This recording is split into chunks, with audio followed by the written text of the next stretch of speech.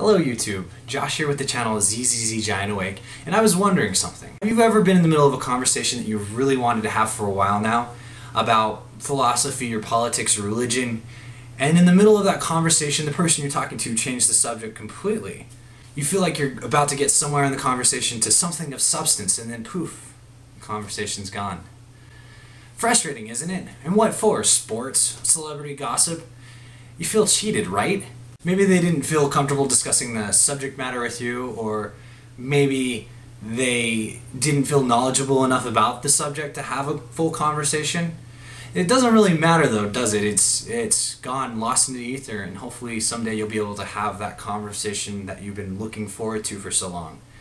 Now, if you decided beforehand to have this conversation with the other party about the specific subject matter, the thing that would have pulled the subject away from the actual topic would be known in English as a red herring.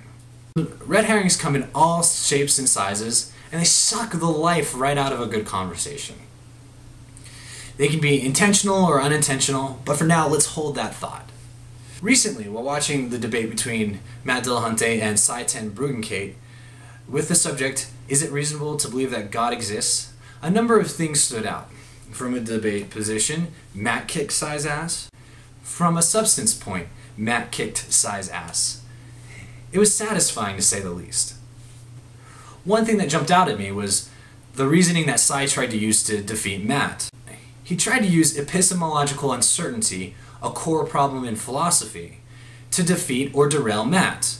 Matt was well prepared for Sai to do this, as he wrote his response and even his rebuttal beforehand. In part of his opening statement, Matt said this: "When it comes to propositional claims in general, and the topic of this debate specifically, knowledge and certainty are completely irrelevant. We don't wait until we have knowledge to act, and we don't wait until we have absolute certainty to act. We act in accordance to our beliefs, and we recognize that because our beliefs inform our actions and that our actions have consequences, it's in our best interest to believe as many true things and as few false things as possible, making our internal map of reality as accurate as possible. Ensuring that our beliefs are reasonable is the most important issue and is the subject of tonight's debate, which means that every time that my opponent addresses knowledge or absolute certainty, instead of belief and reasonableness, he's actually waving a big red herring around. He might be engaged in some debate, but he's no longer engaged in this debate." As predicted, Sai relied heavily on absolute certainty as an argument. There are two odd things about Sai's tactics. First, that it's commonly accepted that in normal conversation or debate, for practical reasons, that it is assumed that we do not need 100% certainty to assert our beliefs. Not being 100% certain about what we know is the nature of our condition as a single consciousness that is not omniscient. There are only a few things that an individual can be 100% certain about, which means that if we didn't set aside the epistemological questions, that would be all we could ever discuss. The second odd thing about Sai's form of argument is that in place of having good reasoning for how he could assert things about faith and belief and knowledge, and Matt couldn't, he just said that God revealed it to him in such a way that it couldn't be false. What makes this odd is that Sai would consider this somehow convincing to anybody who's not him, even though he couldn't describe the mechanism or the experience. It's exactly like saying, I know a thing is true because I know it is and you have to take my word for it. Now, this is not the first time that I've run into a conversation where I've seen someone use the uncertainty of epistemology, but that was in a philosophy classroom. We weren't discussing epistemology in that particular lesson, and because of that, it completely derailed the class. While I didn't appreciate it at the time, I'm glad that it happened, because it caused me to think a lot more about epistemology. I wondered if any conversation could be had in philosophy without opposing sides saying, well, how do you know? How can you be certain? But the thing is that's not what we see when we see a philosophical discussion. And the reason for that is because questions of epistemology are suspended while discussing other topics. So now that brings us to this point in the conversation, where I'd like to propose that a new term be entered into our vocabulary. This would be a logical fallacy, a type of red herring, and I would like it to be called the epistemological distraction.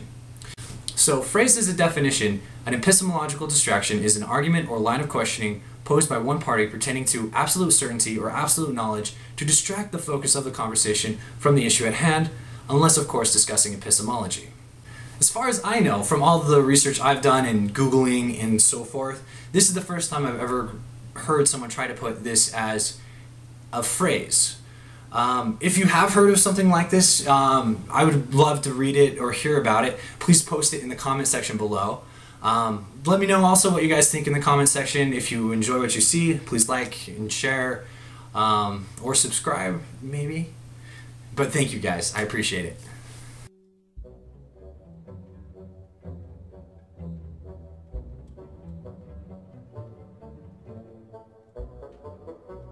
This would be a logical fallacy, a type of red herring, and I would like to call it the epistemological. Recently, while watching the debate between Matt Dillahunty and Side 10 Bruggencate, recently while watching the debate between Matt Dillahunty and Side 10 Bruggencate, Matt Kick Size Axe says